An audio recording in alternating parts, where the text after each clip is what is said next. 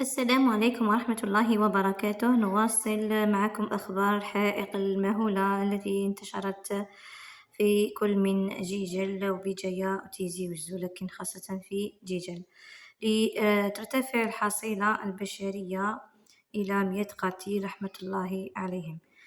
كما نلاحظ أن مواقع التواصل الاجتماعي نشرت أخبار مفادها أنها حرائق مفتعلة، وأن الفاعل كان يعلم بالأحوال الجوية الصعبة التي سهلت انتشار الحرائق حتى المناطق السكنية.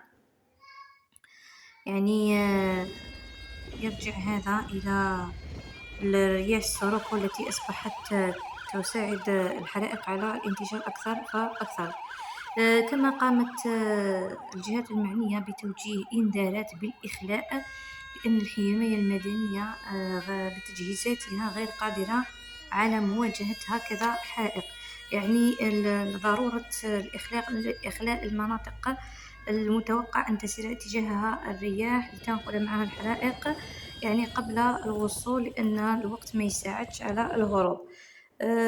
وهذا المقطع تحدث فيه أحد المشاركين في عملية الإخماد. قبل ذلك أتمنى منكم الاشتراك والضغط زر الإعجاب تدعيما لنا. السلام عليكم متابعينا الأفاضل، خاصة المناطق التي تجتاحها الآن حرائق مهولة، وخاصة جيجل كذلك بجاية أيضا سكة. كاين عديد المناطق اللي فيها الحرائق، لكن أكثر حتى هي في ولاية جيجل. بجاية أيضا حذاري هذه الليلة، ما تستهينوش تماما بسبب رياح سيريكو. رياح سيريكو راهي قوية، وبالتالي انتشار الحرائق يكون بشكل كبير جدا، ولا يمكن لمصالح مكافحة الحرائق، مصالح الحماية المدنية، مصالح الإطفاء، وأيضا مصالح الغابات وغيره، لا يمكن السيطرة على مثل هذه الحرائق في مثل هذه الظروف بسبب الرياح السيريكو الشديدة، وأيضا الحرارة المفرطة. فما تستهينوش ديروا عملية الإخلاء، أي منطقة تختار منها الحرائق ما تستناوش حتى تلحق، لأنه سرعة انتشار الحرائق راهو كبير جدا، تقدر ما تعطيكش الوقت، تقدر ما تعطيكمش الوقت تماما باش ديروا عملية الإخلاء. الإخلاء يكون قبل، لما تشوفوها جايه باتجاه المنطقه اللي تسكنوا فيها، وعلى بالكم مثلا باللي المنطقه راهي فيها احراش وفيها حشائش يابسه وغابات وكذا، فمباشره نديروا عمليه اخلاء، ابتعدوا عن مسار الحرائق تماما. راهي كنت نشوف في مباشر من ولايه جيجل اتصال بالكاميرا مع الاخ تاعي. الحرائق صراحه خطيره جدا. هناك منطقه مثلا الامير عبد القادر، منطقه تزاون، لا تستهينوا، ديروا عملية إخلاء حذاري. راهي رياح شديدة سيريكو، وأيضا الحرائق تنتشر بشكل كبير جدا.